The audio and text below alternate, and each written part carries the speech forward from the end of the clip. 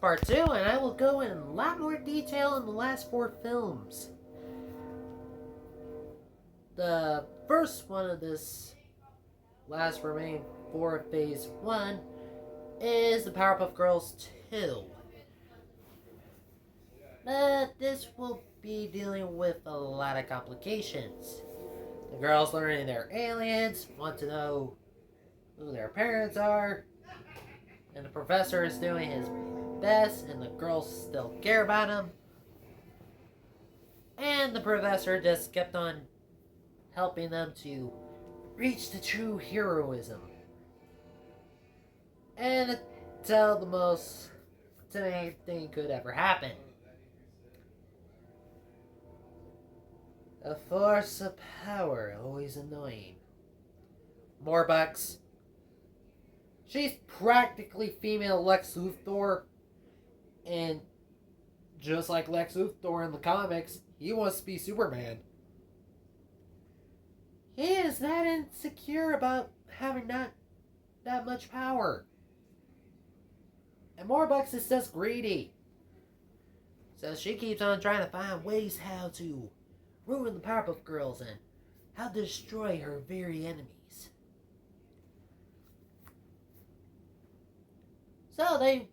So she makes a bunch of suits. You know, the one she wears a lot of different ones, but the one that looks like the girl's outfit but yellow fails. After she realizes she can never be like the Powerpuff Girls, she will make a better suit and try to kill them. So just like Lex Luthor, she will try her very best to kill the Powerpuff Girls. And boy, will Townsville be in so much suffering, almost to the point the girls are being blamed for it. Until they realize they're pretty much almost innocent, and it was Morbucks who did the damage. She just kept on throwing them through the whole entire city, and causing a lot of death. I know this is dark, but Vilgax is literally the type of guy who would kill children in the last video. There's... Yeah, I got it. So the Powerpuff Girls will do their best to rebuild the city. The mayor and Miss Bellum will make sure the girls are in secure case so they won't be blamed for the crimes. I mean, the girls would ask help from the other positive 10. Well, that's sequel to Powerpuff Girls. Now to the sequel of Dexter and Dee Dee. The last one was practically Mandark wants to conquer the world, yada yada. And I watched the video about Mandark having a sister. I kind of forgot her name. But she's practically evil Dee Dee, but shorter, and she actually bullies her brother. Kind of hilarious. What am I talking about? It is hilarious. I mean, she kind of has a crush on Dexter. She extremely hates Dee Dee because she's a better ballet dancer, and she has no clue what the true ballet teacher's motives are. Dee Dee finds out. You know, her friends are a little bit afraid, but they're gonna keep doing it. But Dee Dee doesn't want to do it, so Dexter blows up the classroom since it was secretly brainwashing. And so we have kids fighting with ballet moves. And if we could turn ballet into a weapon, and it clearly is, we could possibly do that with freaking disco. Oh yeah, brother. But she will live. Also, heads up, all these villains will live so I can use them for sequels. I am doing something different than the MCU did. The villains will live! And yeah, that's pretty much it for the Dexter and Dee Dee one. When I reach phase 2, it's gonna be a bunch of solo movies. I will not make a positive 10 yet. Or on the board, I have not yet thought of what positive 10 2 would be. So for the third film of this Final Four, Lucky Girl. Apparently there were rumors about Gwen having her own solo show, so let's make her have a solo movie. She will be dealing with Hex and Charmcaster. Like I said, she's part of the team because of the, well, charm of luck. Hex wants to rule the world, and the reason Ben is not going to help, because he visits Rex at Providence, even when the camp counselors are always going to be wondering where he goes. They're going to pretty much be stupid. Also, heads up, Gwen does already have her outfit. On part 1 of phase 1, I was doing it quickly. So, I'm definitely going to take my time on phase 2 and 3. Possibly 4 if I want to do a 4. So, Charmcaster and Gwen meet.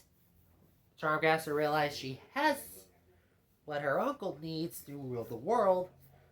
She keeps on trying to gain her trust and her friendship to gain what she wants. But sadly, Gwen discovers and uses the magic spells she accidentally triggered, and Charmcaster says you could be easily powerful as me, but I will not allow that to happen. And Hex appears and destroys the camp to reach the Gwen. So there will be a fight where Gwen actually grabs the charm of reincarnation, aka able to revive yourself from death and from comas, aka instant regeneration. But Hex still has 3 out of the 2, and Charmcaster, seeing how Gwen is struggling, she betrays her uncle because, well, in the original show, Hex was a terrible uncle, and totally makes sense for me to make Charmcaster betray him. Seriously, the guy is abusive and batshit crazy. So, to finish the Gwen Lucky Girl movie, she sees Kevin again, but, well, Kevin turns his arm and parts of his body into Diamond Head, and he blasts the show. He's coming after Ben in a cruel way. Now, what will be the final film? Simple. You know the Justice Friends? Yeah, I wanted to make it sound more interesting, so I simply changed friends into fighters. Justice Fighters!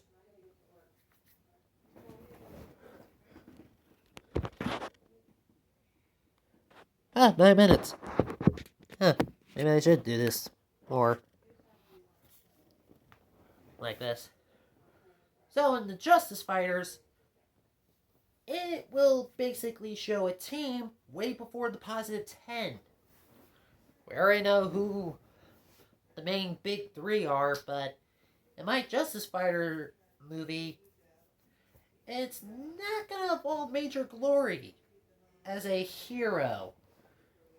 Yeah, we will start off with a documentary about the Secret Project, where, well, the Captain America Superman hybrid ripoff before Homelander, he was Korea before World War One happened. And let's just say he was. Well, don't forget, back in those days, we were very racist to each other. So, yeah. Would Krunk be a thing? Yes, since he's basically Purple Hulk, and I'm pretty sure Warner Bros. Cannot be sued by Disney for that. He's a straight up parody in his own character. The Krunk! Or, no, I think his name is Krunk. Matter of fact, he even has a female counterpart. The Viking Rockstar God will still be part of the team, but he's the one who's assembling the team since he feel like the modern age definitely needs more heroes. And the 10 well-known heroes are kids. So the Viking dude thinks, yeah, they could possibly do fine, but what if they're not strong enough? I need to form my own team, just in case if the kids really need help. So he travels the world, sees there's actually a lot of heroes who can actually help. Like a woman who knows spells, and yes, apparently her name is Miss Spell. Hilarious, I say.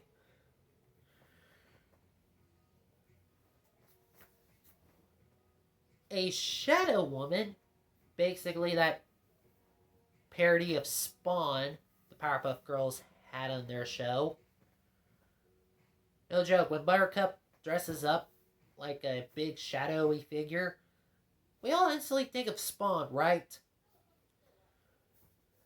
And if I remember the name right, I think the superhero counterpart to Major Glory is Lady Liberty Bell? I know it starts. I think it is Liberty Bell or something like that. I just know it's like a female version of Major Glory, Blossom dressed up as, and White Cat. And what I mean by White Cat, well, it's basically a giant cat man. Let's just say it was very odd and dumb. But Liberty Bell finds out she's one of the various people who took the drug over time, aka the serum, who turned her into this superhero being. And when she accidentally frees Major Glory, he is concerned how long he was frozen, and he is not in the modern time. Yeah, I'm sorry for anyone who's a major fan of Major Glory, but to me, he looks like a Homelander ripoff, but he was first before Homelander. So, yeah, enjoy with a very racist and sexist and America Conqueror we have.